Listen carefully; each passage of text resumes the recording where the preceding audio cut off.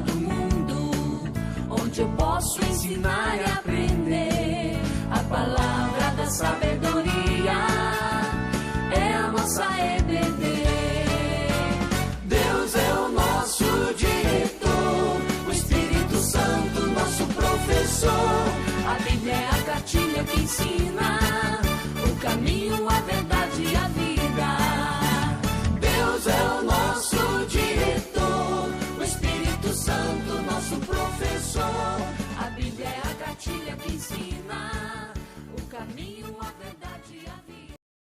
Olá, crianças, tudo bem com vocês? Eu espero que sim. Vamos fazer uma oração para nós iniciarmos a nossa aula. Fechem os olhos e vamos falar com Deus. Senhor, obrigada por mais um dia de vida, obrigada pela nossa saúde, pela nossa família. Senhor, te peço que o Senhor nos ajude a entendermos a Tua palavra e a Tua mensagem hoje. Em nome de Jesus, amém. Quem gosta de viajar? Todos nós, não é mesmo? Então hoje nós vamos iniciar uma revista que se chama Do Egito à Terra Prometida, num percurso muito legal, do início ao fim. Do Egito a Canaã ou a Terra Prometida, que é uma continuidade do nosso anterior tema, que se chamava Do Paraíso ao Egito. Hoje nós vamos estudar sobre um personagem que se chama Moisés. Moisés nasceu. Na lição de número 1, nós vamos iniciar. Então vamos lá entendermos este personagem tão importante da Bíblia. Para a gente entender a história de Moisés, a gente precisa voltar um pouquinho. O povo de Israel foi morar no Egito antes de Moisés nascer com apenas 70 homens. 70 pessoas estavam morando na terra do Egito. Aí o que aconteceu? Era um número bem pequeno, não é mesmo? Porém, o povo, depois de alguns anos, foi se multiplicando, foi crescendo e o povo de Israel se tornou um povo muito numeroso, muito grande. E aí existia um faraó que ele era muito ruim, muito terrível. Ele tinha medo, na verdade, que esse povo de Israel, como ele se tornou um povo muito numeroso, que se houvesse uma guerra, o povo de Israel iria vencer os egípcios. A partir daí, Faraó tentou, por algumas formas, impedir o crescimento do povo de Israel. Foram 3 formas que o Faraó tentou impedir o crescimento do povo de Israel. A primeira forma foi quando Faraó impôs um trabalho de escravo, um trabalho escravo para o povo de Israel. Ou seja, ele estava oprimindo o povo de Israel, tentando oprimir o povo para que ele não crescesse, para que ele não se multiplicasse. A segunda forma que Faraó tentou impedir o crescimento do povo de Israel está lá no capítulo 1 de Êxodo. Vamos abrir, segundo livro da Bíblia, Êxodo, capítulo 1, dos versículos 15 e 16. Vamos ler. O rei do Egito ordenou as parteiras hebreias, das quais uma se chamava Sifrá e a outra Puá, dizendo: quando servirdes de parteiras hebreias, examinai. Se for filho, matai-o, mas se for filha, que viva. Esta foi a segunda forma que o faraó tentou impedir o crescimento do povo de Israel. Quando ele ordenou às parteiras que os filhos do sexo masculino das hebreias fossem mortos logo após o parto, logo após o nascimento. E as parteiras não obedeceram Faraó. Antes, as parteiras obedeceram a Deus.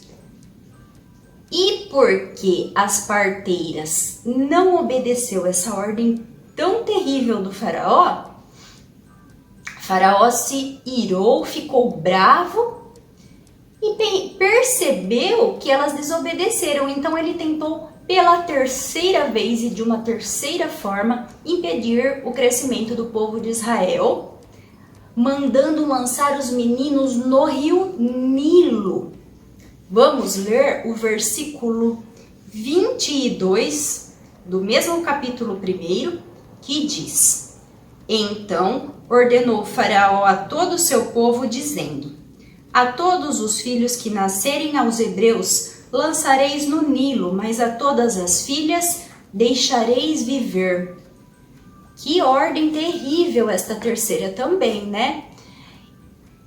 Faraó, então, pela terceira vez, queria que todas as mulheres hebreias que tivessem filhos lançassem esses filhos no rio Nilo para que eles morressem. E a gente vai ver que Deus frustrou o plano de Faraó e permitiu que Moisés nascesse e se tornasse um grande líder da história do seu povo. Porque Deus tem os seus planos, Deus tem os seus caminhos. O homem, ele traça um plano, mas Deus é que sabe o caminho certo. E por isso, eu quero que vocês pensem no versículo que temos que decorar, que está lá em Êxodo, capítulo 3, versículo 14a, ou parte inicial, que diz assim: Disse Deus a Moisés: Eu sou o que sou. Vamos novamente?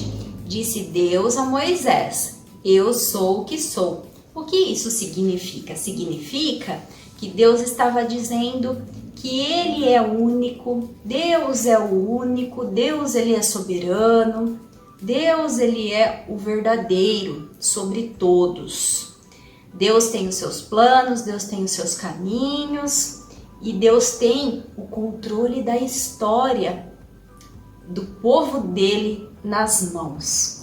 Então, agora nós vamos ter uma surpresa nesta aula, tá bom? Eu quero que vocês continuem aí com muita atenção, bem ligadinhos, porque vamos lá para a nossa história. O meu nome é Joquebede, sou da tribo de Levi, sou casada e tenho 3 filhos. A mais velha se chama Miriam, o do meio se chama Arão e agora eu tive este bebê que é um menino e tem apenas 3 meses. Eu e o meu povo vivemos aqui no Egito. Há muito tempo atrás, os nossos familiares vieram para cá por causa de José, o filho de Jacó. Mas depois que José morreu, levantou-se outro rei, outro faraó, que não teve misericórdia do nosso povo.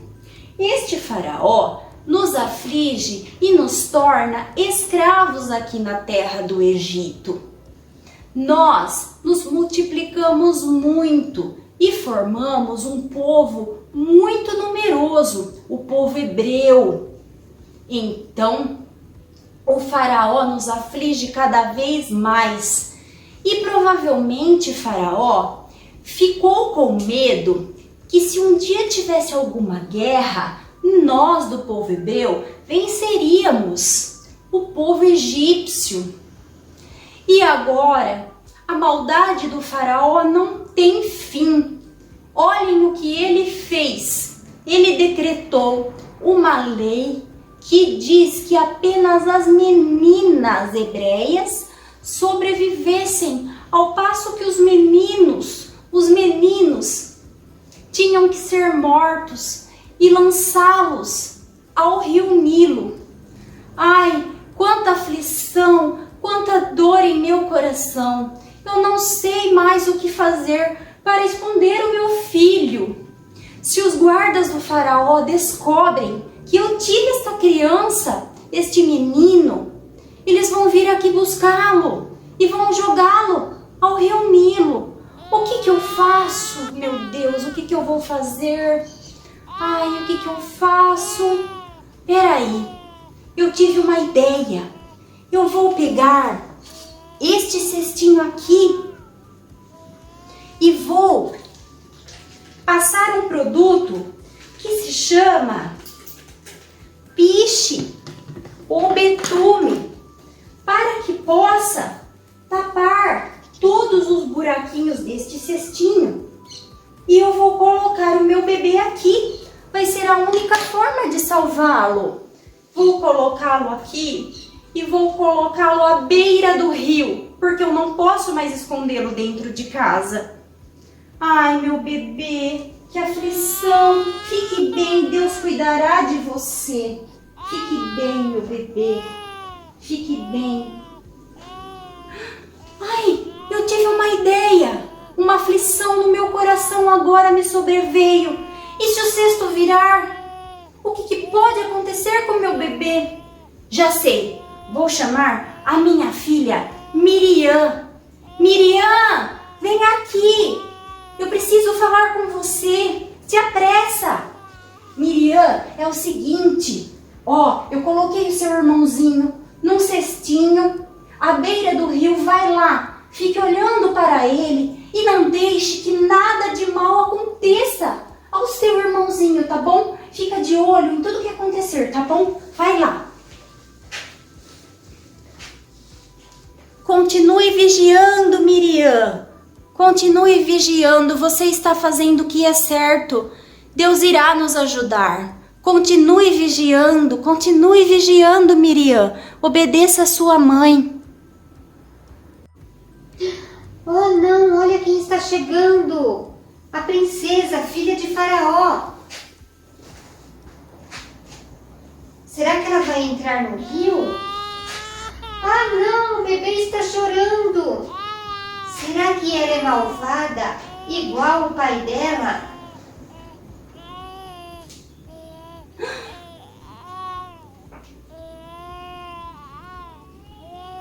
É um bebezinho. Parece um bebê dos hebreus. Ai, ele está chorando. Parece que ele está com fome. Que bebezinho mais lindo. Princesa, Oi? quer que eu chame uma ama, uma mulher, para cuidar desse bebê e dar de mamar a ele? Sim, Aguarda um pouquinho que eu vou chamar. tá bom.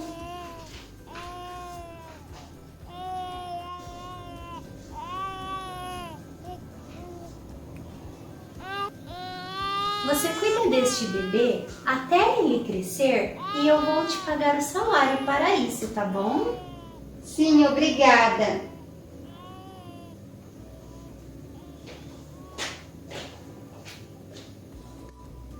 Crianças, essa é uma parte da minha história. Eu, uma simples mulher escrava, podia experimentar da bondade de Deus em minha vida e na vida do meu filho. Descobri que os planos de Deus não podem ser frustrados. Ele tem os caminhos dele para as nossas vidas. Ele tem os seus planos. Então, eu pude, até que o meu filho crescesse, cuidar dele. Recebi um salário para isso e ainda pude explicar sobre os ensinamentos de Deus. Eu pude mostrar a ele os caminhos do Senhor, o que é o mais importante. Também, depois que ele cresceu, eu o levei até o palácio para a princesa. E a princesa disse: eu vou colocar o nome deste menino de Moisés, porque das águas o tirei. Ninguém imaginava que o meu filho seria um homem tão importante para o povo de Deus, para o povo hebreu. Vamos então para o final da nossa aula. Nós concluímos 2 palavrinhas diante de toda a nossa lição, diante da nossa história. Essas palavrinhas são que nós devemos confiar e nós devemos ajudar. Então vamos entender. Confiar. Por que a história nos mostra que nós devemos confiar em Deus? Porque a mamãe de Moisés, a Joquebede, estava numa situação muito difícil. Ela estava aflita, preocupada, porque ela não podia mais esconder o seu bebê. E Faraó tinha ordenado que todos os meninos fossem mortos. Então, ela precisou pensar em um plano e esconder, fazer um esconderijo para o seu filhinho. Daí, ela usou aquele cestinho e o escondeu. Naquele momento, com certeza, Joquebede estava com medo, ela estava aflita, mas ela confiou em Deus porque ela sabia que Deus tinha um plano para a vida dela, tinha um plano para a vida de seu filho. E é isso mesmo que Deus faz com aqueles que confiam nele.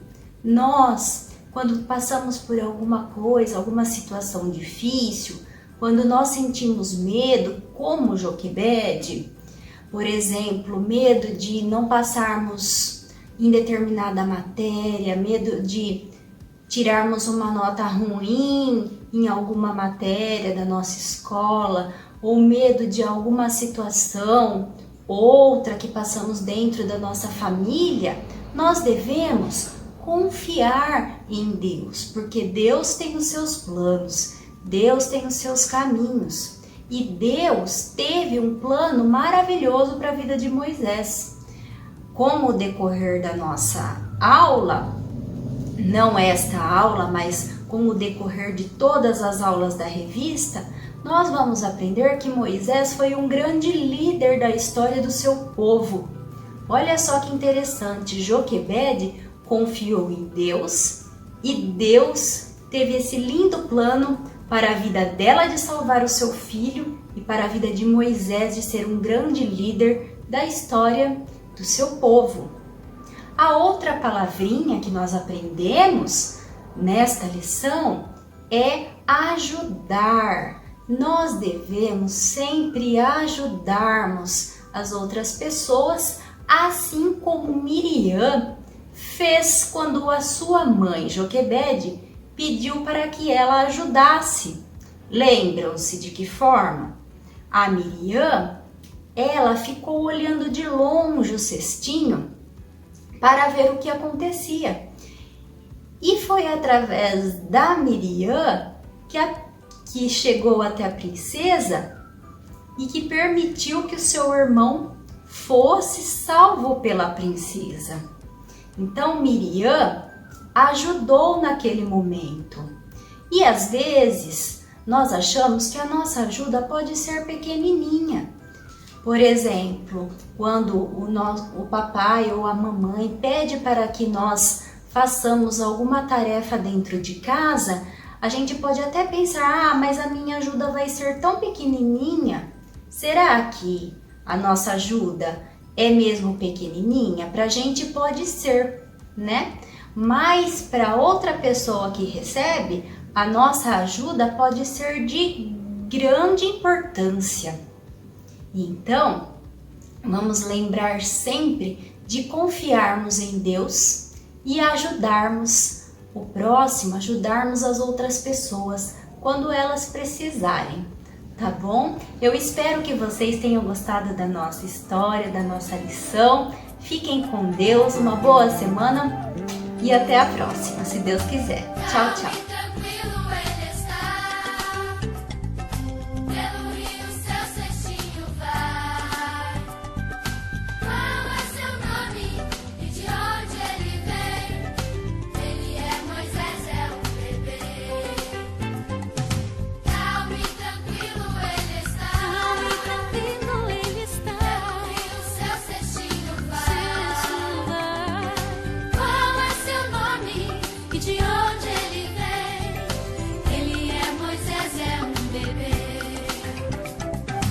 me mandou uma